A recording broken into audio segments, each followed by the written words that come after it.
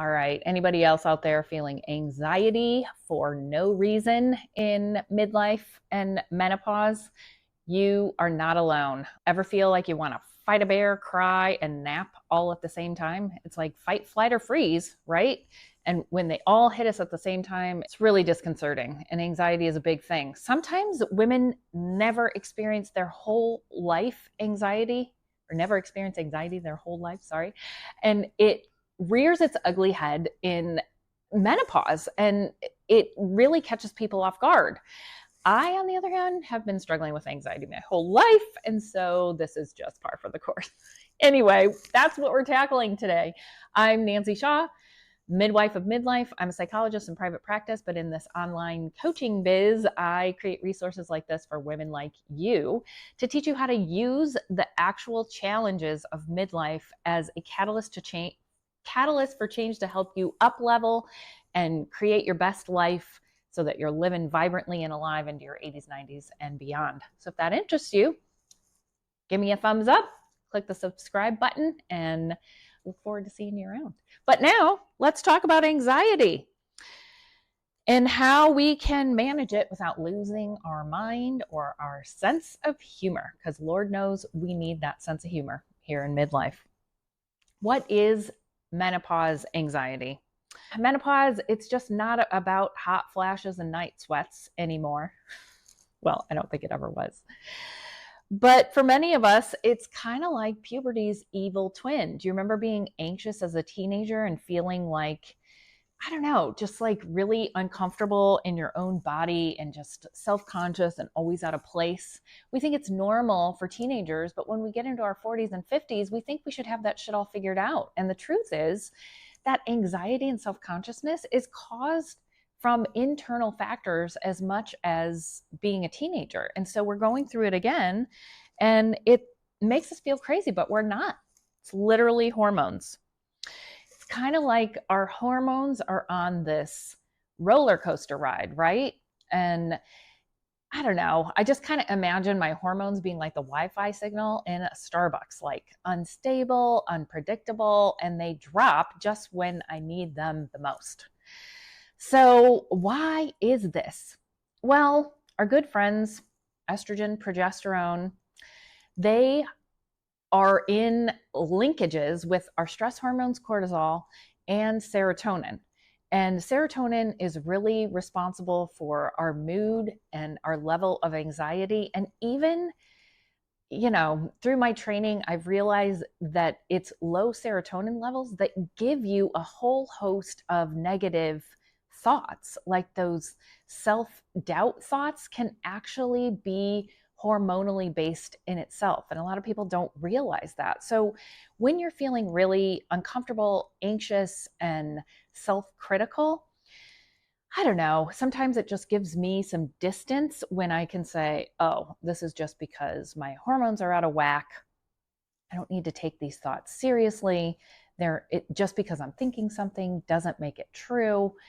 I hope this helps. So menopause is basically your body's way of playing the game. Which hormone is it anyway? And you really never know the rules. So it's this constant, it's almost like you're riding the waves in the ocean. You never know if you're up or down or in or out. But do you ever wake up at 3 o'clock in the morning and be stressing about something crazy minor, like your laundry pile or the amount of baby pictures that are in the cloud that you don't have access to? Is that just me? Cool. How do we manage menopause anxiety? Let's talk about some tips. The first one is lifestyle changes. Anxiety and hormonal imbalances can be driven by even something as simple as our food and dietary choices. Of course, if we're drinking alcohol too much, you've heard of hangxiety. I feel like alcohol is like putting lighter fluid on your menopause symptoms. So if you have anxiety and you're drinking alcohol, it's going to make it that much worse. And sometimes just knowing that can let you depersonalize that, not depersonalize, but you know what I mean? Like take a step back from the anxiety that you feel when you've had a glass or two of wine the night before. Food choices too, if you're eating a lot of sugar, sweets, heavy processed food, bad oils, that's going to contribute to your anxiety. And so making these basic lifestyle changes of prioritizing sleep, prioritizing nutrition, prioritizing exercise in whatever way feels right for you, especially walking, can really help relieve some anxiety symptoms. And all of that stuff helps you get better sleep, which also helps mitigate the impact of anxiety the next day. So, yeah, hopefully the take home here is that maybe it's time to replace that glass of wine in the evenings for, I don't know, a cup of tea. Try it. Let me know in the comments how that works for you. I also want to talk about the importance of having a support system, which is one of the reasons why I'm creating this community, is so that we have a space not to feel so alone. But of course, in-person community is so much better. So grabbing your girlfriends who are going through it at the same time that you are and going to have dinner, a healthy dinner without wine. It would be a really good way to help mitigate the impact of menopausal anxiety.